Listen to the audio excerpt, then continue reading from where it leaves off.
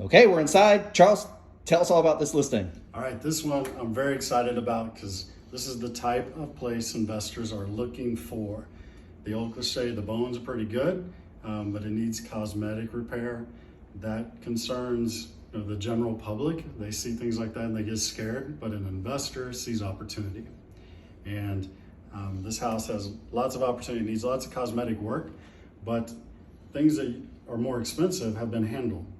There was a new roof in 2017. Foundation work was done in 2014. New AC in 2020 and a new hot water heater in 2020. So a lot of the big expenses have been handled already.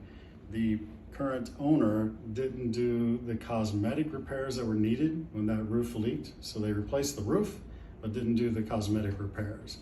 So the retail public's gonna see that and be concerned. An investor will calculate how much it's going to cost to do the rehab. Are they going to put it into a rental portfolio after they rehab it, or are they going to flip it?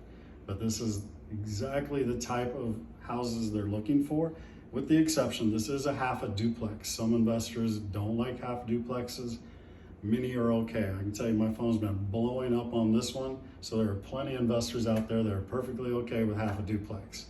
But let's walk through, and I want to point out some things that are going on with this one that the general public would be more likely to be concerned about, but an investor just calculates what it's going to cost to fix.